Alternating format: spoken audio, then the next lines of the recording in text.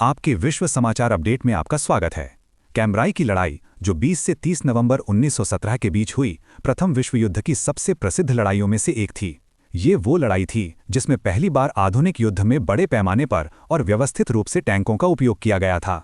28 जुलाई 1914 को असहनीय विवादों के कारण प्रथम विश्व युद्ध शुरू हुआ। मित्र राष्ट्रों, जिसमें ब्रिटेन, फ्रांस, रूस, अमेरिका और ब्राजील शामिल थे, का सामना केंद्रीय शक्तियों, मुख्य रूप से जर्मनी, ऑस्ट्रिया हंगरी, बुल्गारिया और ओटोमन से हुआ, जो 11 नवंबर 1918 तक चला। कई वर्षों के आक्रमण के बाद मित्र राष्ट्रों ने फ्रांस के अधिकांश पूर्वोत्तर क्षेत्र पर कब्जा कर लिया था। यहाँ जर्मन सेना ने कैम्ब्राई नामक एक छोटे शहर में हिंडनबर्ग रक्षा रेखा नामक खाइयों, कंक्रीट बंकरों और कांटेदार तार बाड़ की एक गहरी रक्षात्मक रेखा तैयार की थी।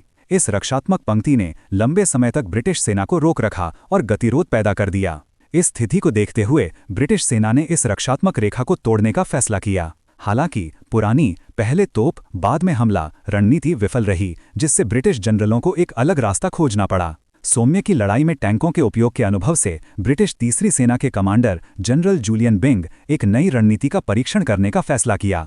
तोपखाने और पैदल सेना के साथ मिलकर टैंकों का उपयोग करके हमला करना। 20 नवंबर 1917 को सुबह लगभग 6 बजे सैकड़ों ब्रिटिश टैंक गरजते हुए कैम्ब्राई शहर की ओर बढ़े। ब्रिटिश सेना ने अचानक लगभग 1000 तोपों से प्रारंभिक गोलाबारी शुरू की, जिसमें धुएं और उच्च विस्फोटक गोले का इस्तेमाल किया गया। इसके बाद 376 मार्क आईवी टैंकों ने कांटेदार तार बाड़ और खाइयों के माध्यम से पैदल सेना का नेतृत्व किया। जर्मन सेना नई रणनीति से हैरान थी और उनके पास टैंकों का मुकाबला करने के लिए पर्याप्त मारक क्षमता नहीं थी, इसलिए हिंडनबर्ग रक्षात्मक रेखा का एक हिस्सा जल्दी से टूट गया। हालांकि सफल शुरुआत के बाद अंग्रेजों ने महत्वपूर्ण लक्ष्यों को हासिल नहीं किया। हमले में शामिल बल थक गए और टैंकों की शक्ति का दोहन नहीं कर सके। 3 साल तक खानियों में लड़ने के बाद ब्रिटिश सैनिक युद्ध के मैदान पर लगातार युद्धाभ्यास करने के आदी नहीं थे। संचार टूट गया और ब्रिटिश टैंक बल का आधा हिस्सा क्षतिग्रस्त हो गया। जर्मन तोपखानों ने धीमी गति से चलने वाले मार्क आईवी टैंकों पर सीधा निशाना साधा,